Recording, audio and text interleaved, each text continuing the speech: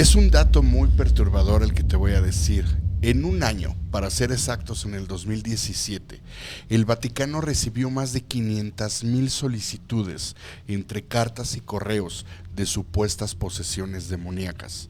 En un solo En un año. solo año existen síntomas: el aislamiento social, la apatía, cambios de humor repentinos, persistente temblor en una de las extremidades. Pueden pasar inadvertidos durante propiamente todo el tiempo. Pueden pasar durante largas temporadas sin probar alimento. Los demonios son soldados rasos del diablo y a menudo operan en grupo. La prueba más rápida de una posesión, escucha por favor esto, Ok. es conocer lo que no se puede conocer.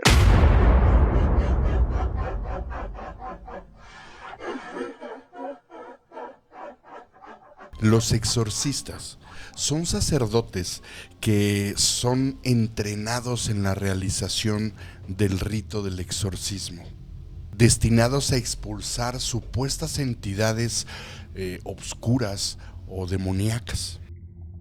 Estos sacerdotes deben de recibir una gran educación en cuestión a teología, pero sobre todo la autorización o el permiso de la Iglesia Católica. La vida de un exorcista puede ser muy complicada, se enfrentan a muchísimas cosas y en la actualidad a lo que más se enfrentan es con el escepticismo de las nuevas generaciones. Pero aún así, el rito del exorcismo se sigue llevando a cabo para toda la gente y todo el planeta. No solamente la Iglesia Católica practica este rito, también todas las religiones que existen en el mundo lo practican. En la actualidad, el papel de los exorcistas sigue siendo una cuestión fantástica e inexplicable. Para muchos no lo creen, otros no podrían vivir sin un exorcista. Es un arte fascinante que despierta interés y debate en la sociedad actual. Sean bienvenidos a un nuevo episodio de Charlas de lo Paranormal. Blanquis, ¿cómo estás? Muy bien, Roy, ¿cómo estás tú? Muy bien, contento de empezar este nuevo capítulo. Así es. ¿Qué crees que sea lo que desarrolla este debate? ¿Será las creencias? O sea, la gente que no cree que exista esto. Hay una opinión dividida en la cuestión de que existen en la actualidad las fuerzas oscuras, Okay. el bien y el mal, Dios y el diablo. Okay. El día de hoy se habla, mucha gente no cree en Dios, pero si no crees en Dios tampoco crees en el diablo. Y creo que también tendría otro aspecto, ¿no? Que la gente ha dejado un poco de creer en las religiones. Y el día de hoy les vamos a estar hablando de 4 exorcistas que para ellos narran sus casos más aterradores. Créeme que el tercero que tú vas a platicar está como para no creerse. ¿Te parece si comenzamos? Comenzamos. Es un dato muy perturbador el que te voy a decir. En un año, para ser exactos en el 2017, el Vaticano recibió más de 500,000 solicitudes entre cartas y correos de supuestas posesiones demoníacas. En un solo En año. un solo año. Tanta fue la demanda y la preocupación del Vaticano que volvió a poner en práctica el curso del exorcismo, del rito del exorcismo. En la actualidad existe una universidad donde tiene un cupo aproximado de entre 1,500 y 2,000 jóvenes que año con año están estudiando para este rito. Es muy perturbador escuchar que existen síntomas y los más comunes es el aislamiento social, la apatía, cambios de humor repentinos, persistente temblor en una de las extremidades. Okay. Puede ser en alguna de las dos manos, en alguna de las dos piernas. Pueden pasar inadvertidos durante propiamente todo el tiempo hasta que el paciente o el caso se vuelve crítico. Y escucha esto, por favor. Ajá. pueden pasar durante largas temporadas sin probar alimento. Existe un caso registrado en Italia de un joven que duró 18 semanas sin probar nada de alimento. Ay, no puede ser. Uno de los profesores que da este curso en el Vaticano dice cosas muy que te vuelan la cabeza. Muy fuertes. Los demonios son soldados rasos del diablo y a menudo operan en grupo, infectando como si fueran algún escuadrón. El trabajo del exorcista es determinar cuántos demonios y sus nombres, ya que estos protegen ese dato con mucho celo. De eso depende que el exorcista pueda trabajar y lo pueda expulsar. Okay. Es por eso que hay casos de exorcismos que se tiene registrado que han llegado a durar hasta 5 años. El signo más identificable es la reacción negativa a objetos sagrados, cruces, agua bendita. Es muy fácil confundir una persona posesa con una persona que sufre psicosis. Sí. Es el trabajo del exorcista discernir esa diferencia. Sí. ¿Cómo? Los paranoicos esquizofrénicos no saben que están delirando. Esa es la respuesta que dan. La prueba más rápida de una posesión, escucha por favor esto, Ok. es conocer lo que no se puede conocer.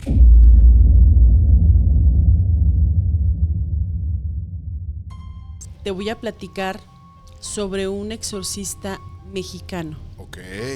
Él es el sacerdote José de Jesús Aguilar. Mucha gente lo ha de ubicar porque ese sacerdote es popular en redes sociales, en televisión, pero él narró, podríamos decir que es su primera experiencia con un exorcismo, con una posesión. Él nos cuenta que él estaba oficiando una misa del 12 del día del domingo. Él estaba muy joven, tenía 22 años y venía regresando de Roma de hacer sus estudios de sacerdocio. Ajá. Estaba oficiando la misa cuando en un determinado momento comenzó a escuchar los gritos de una mujer. Esta mujer gritaba y se reía de una manera un poco pues fuera de lo común. Él intentó no llamar la atención para que la gente no se espantara, así como tranquilo. Él continuó con su trabajo, que estaba oficiando la misa, cuando estos gritos y estas risas, estas carcajadas, estas palabras, pues fueron cada vez más notorias.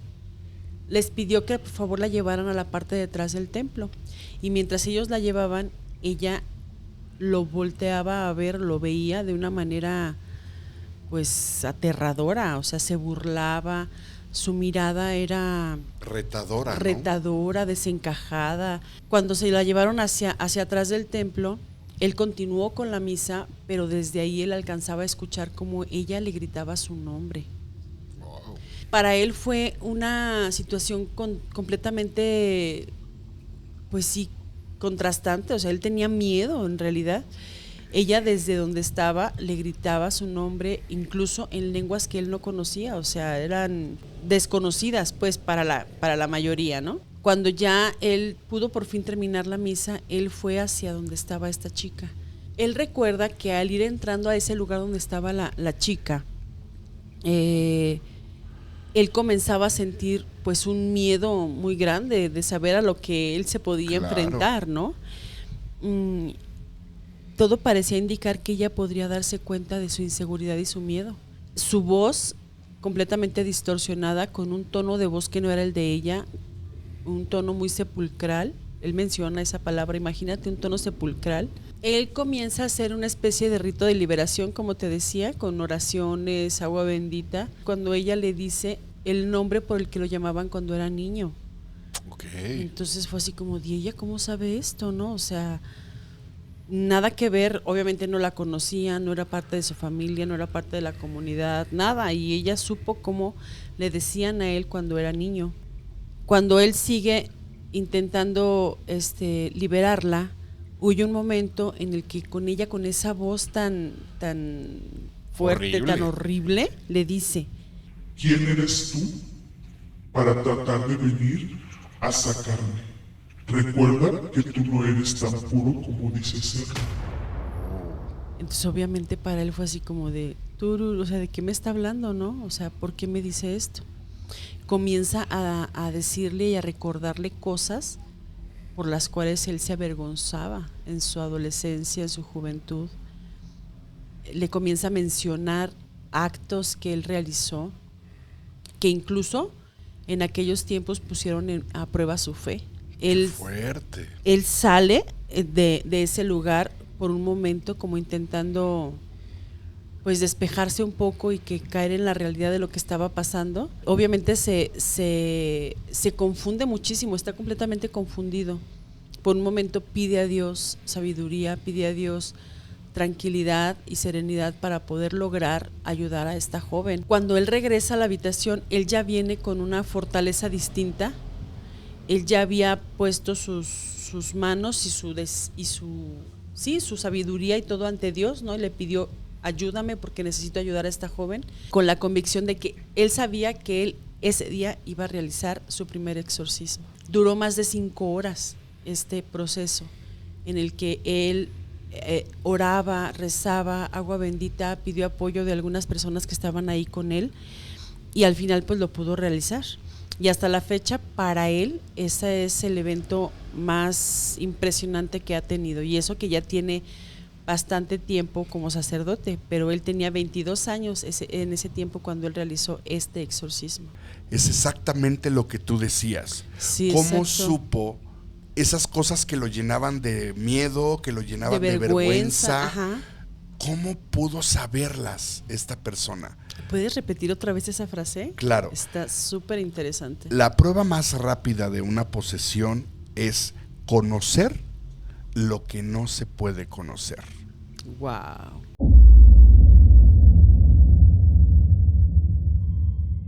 Es el turno del sacerdote Javier Luzón. Durante 20 años trabajó el rito del exorcismo.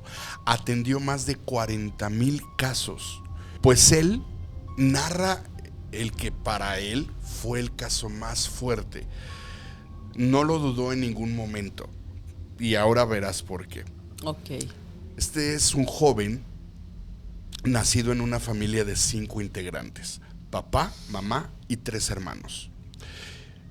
Ellos en España, en una comunidad de España muy alejada de la civilización, de la ciudad, se dedicaban a lo que es el campo. Una familia relativamente normal, tranquila, feliz. De la noche a la mañana, el padre empieza a enfermar. Pero no la cuestión de que me siento mal y...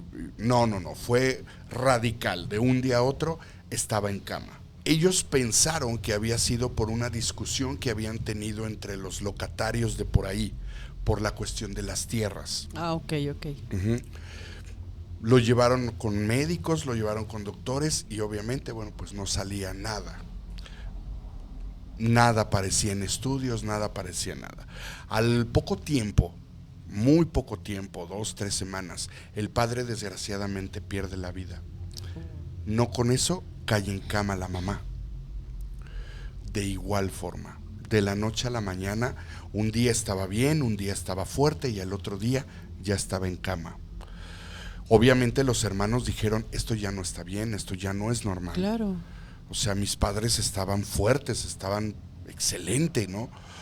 Así que deciden ya no ir con un médico, sino deciden ir con una curandera. Esta mujer empieza a observar, empieza a trabajar, empieza a hacer algún tipo de limpias y se da cuenta que sí, efectivamente tienen un trabajo, pero un trabajo de muerte, un trabajo muy fuerte. No era para que les fuera mal, no era para que se les acabaran las tierras, no, era para que murieran. Para que murieran. Una vez que terminaran con la mamá, iban a ir con el hermano más grande, que era este joven, porque él era el primogénito. ¡Qué miedo! Esta mujer, la mamá, siempre había sido una mujer muy devota de la religión católica, muy apegada a la iglesia y tenía una excelente relación con el padre Javier. Ah, ok. Uh-huh. Los hijos avisan al padre y él sin dudarlo dice, claro, voy a ver a mi amiga. Se da cuenta de que efectivamente no se trata de enfermedad de salud, o sea, de alguna enfermedad, algún virus, algo, es otra cosa.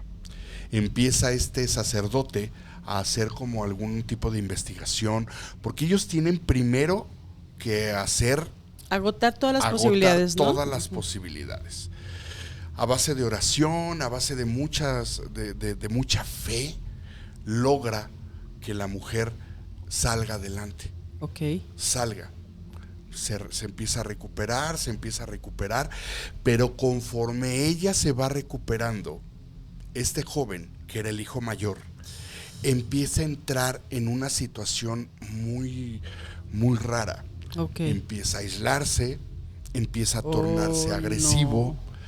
Y le despertó un cierto odio hacia su madre, al grado de que en varias ocasiones trató de agredirla físicamente. Regresan a hablar con el padre y el padre vuelve a acudir. Cuando acude Blanquis es cuando comienza el verdadero infierno. Okay. Porque este joven, al igual que el que tú platicabas, comienza a hablar con esta voz que es típica, sepulcral, muy ronca, que no es de ellos, y que en una entrevista que vi del padre, el entrevistador le decía, ¿por qué hacen esa voz? ¿Por qué? Sí. Y él decía que es como si tú hablaras y llegara alguien y te pusiera un pañuelo o te pusiera la mano. Te tapara la boca. Ajá. La persona posesa está pidiendo ayuda y es el demonio el que no quiere que pida ayuda. Por eso hacen este tipo de sonidos. Oh, es una cosa horrible. Ajá. Este joven empiezan a trabajar con él y el sacerdote se da cuenta que no era una cosa simple, no era una cuestión fácil. Ok. Toma la decisión de irse y regresar al siguiente día con la caballería pesada. Sí. Gente de apoyo, normalmente siempre hay gente que los está apoyando. Sí. Sí. Regresan al otro día y exactamente su exorcismo duró 2 días, con sus días y sus noches. Y el padre narra que fueron 82 demonios los que le expulsaron. ¿Qué? Él iba mencionando cómo iban saliendo e iban diciendo sus nombres. Ahí es donde escuchamos cuando están dando la clase, ajá, ahora sí que la clase, sí. Que dicen que los demonios trabajan en legiones. Sí, claro, trabajan en conjunto. Exactamente.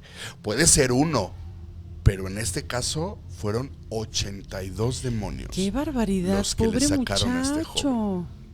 Imagínate lo que él estaba sintiendo físicamente. Sí, hay un dato muy interesante donde los sacerdotes aclaran que cuando está en una situación o está en un ritual de exorcismo, el que siente el dolor es el demonio, no sí, lo había el poseso. Escuchado eso, sí, que sí tenías, sí fue así como una especie de aclaración, porque decías, vamos pensando en las películas que vemos, ¿no? De claro. El exorcismo, el exorcista, el exorcismo de Emily Rose, el conjuro, cuando ves que está sucediendo y que de pronto se dobla sus cuerpos hacia atrás o simplemente en la del exorcista, ¿no? Cómo se le ven marcas en la cara y dices, no manches, o sea, lo que ha de estar sufriendo.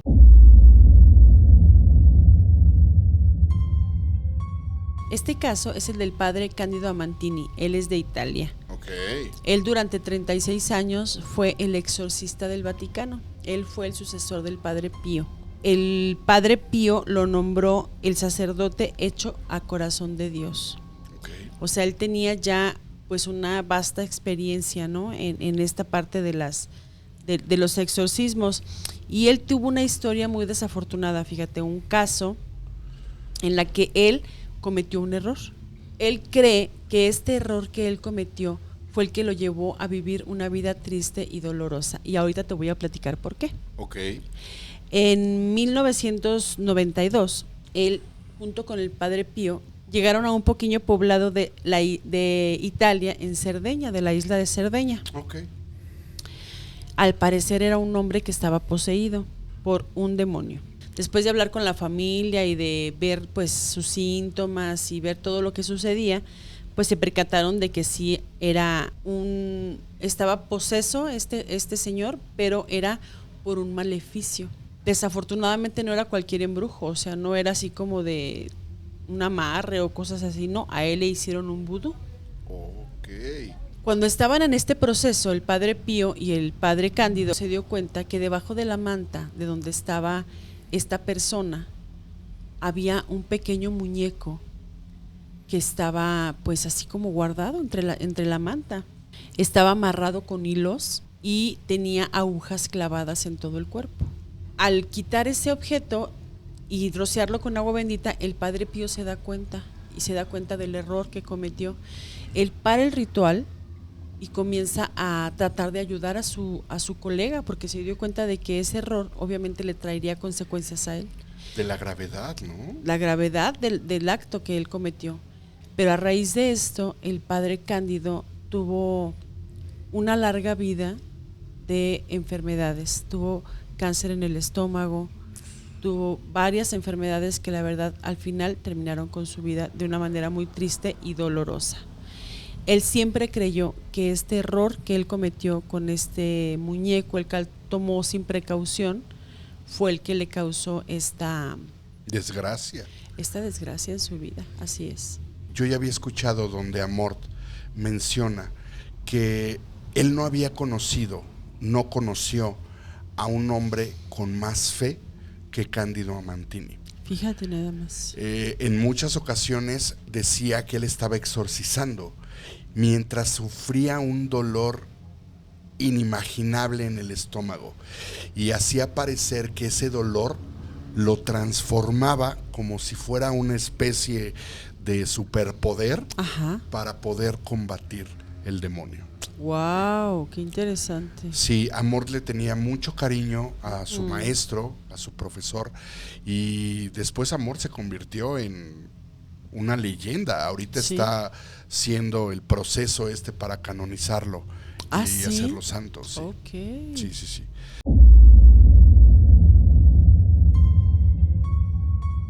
Pues Blanquis, déjame cierro este episodio que me ha gustado mucho con el caso de un sacerdote que su nombre es Salvador Hernández Ramón, de igual manera en España. Okay.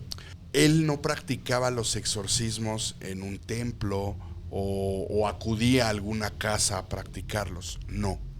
Él por voluntad propia fue ingresado a una prisión en Cartagena. Wow. 17 años estuvo prisionero por voluntad, siendo el párroco de esa prisión. En la entrevista que vi, narra experiencias horribles, experiencias que no tenemos ni idea.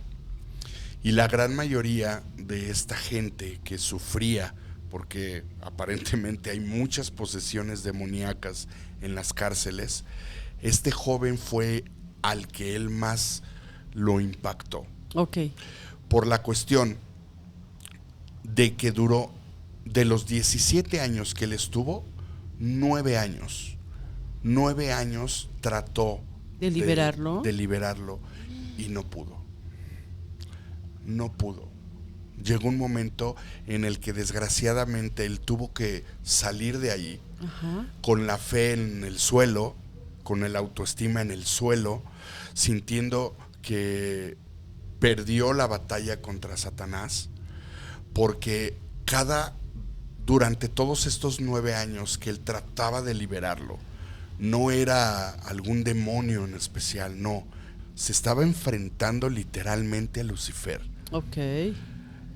En la plática que él da y en la conferencia que él da, él dice que cuando él lo reprendía y le decía que se fuera, ajá, que le exigía que le diera el nombre, él simplemente se carcajaba y decía: conmigo no vas a poder. Ay. conmigo no vas a poder. Hasta que después de mucho tiempo, en una desesperación, en una oración muy fuerte, dice, él no, porque él me entregó su alma es mía. Ese joven realizó un pacto. Wow, sí. Ese joven no hizo un ritual, no jugó a la ouija. No le pusieron vudú. No le pusieron ajá. vudú, porque cabe mencionar, es un dato muy interesante, que todos los casos anteriores en los cuales hemos hablado es por cuestión brujería o por cuestión que jugaron a la ouija o abrieron portales Así o es. cosas así. Ujú. En el caso de este joven hizo un pacto literalmente, vendió su alma. No pudo Ay, liberarlo. pobre. Sale de la prisión, como te comento, por los suelos, La autoestima, imagínate. y es Amort, regresamos a Amort, el que lo contacta y le dice que por favor se vaya a Roma. Ajá. Trabajó durante 2 años de la mano de Amort. Ok. Fue su segundo al mando. Aprendió a hacer el rito del exorcismo en latín. Ok. Se convirtió en uno de los exorcistas más fuertes de España. Y actualmente sigue trabajando, sigue realizando exorcismos día con día. Una de las tareas más complicadas que a mi parecer puede haber. Sí. Pero desgraciadamente el caso que a él lo marcó o para él es más impactante, no lo ganó, lo perdió. Un oficio muy complicado, Blanquis. Híjole, es lo que yo te iba a decir, de veras, qué fortaleza debes de tener como ser humano, física, emocional, mental, espiritual sobre todo, Claro. para poder lograr hacer este trabajo. Imagínate. Oye, si nosotros escuchamos un ruidito y volteamos y ya te da miedo, Ya te da pánico, ya quieres salir corriendo. imagínate estar en una situación así. Hay un video en el que el padre Amort está realizando un exorcismo a una joven, a una muchacha. ¿Sabes qué fue lo que más me sorprendió a mí de ese video? Es la tranquilidad con la que está el padre. Sí, O sea, la tranquilidad, la serenidad, se ríe. Tienen ahí a varios familiares de ella como apoyo, personas que van con él también como apoyo. Y yo digo, están como si estuvieran tomando el té y platicando y como si estuvieran haciendo cualquier cosa, ¿no? Imagínate todas las experiencias, todo lo vivido, todo lo experimentado. no. Por eso lo están canonizando como, Claro. como santo. Pero bueno, eso ya quién sabe si vaya a A suceder. suceder. Blanquis, pues llegamos al final de este episodio. Como siempre, un gusto poder grabar contigo. Igualmente para mí. Les recordamos que se suscriban, ayúdenos suscribiéndose, déjenos su like, nos ayuda muchísimo, de verdad, Sí. nos ayuda mucho. Y para nosotros, créanme que el hacer este tipo de contenido y tener estas charlas paranormales con ustedes nos llena de mucha alegría. Nos llena de alegría, les pedimos que compartan, que lo manden a sus familiares, a sus amigos, a sus conocidos. Y cuando se los manden, díganles, nada más lo veas, dale like y comenta. Mándenos sus opiniones, qué opinan de este tema. ¿Alguien de ustedes ha vivido una experiencia así? Es fuerte. Fuerte. Pues bueno, Blanquis, nos vemos el próximo episodio. El próximo episodio nos vemos. Muchas gracias. Adiós. Bye.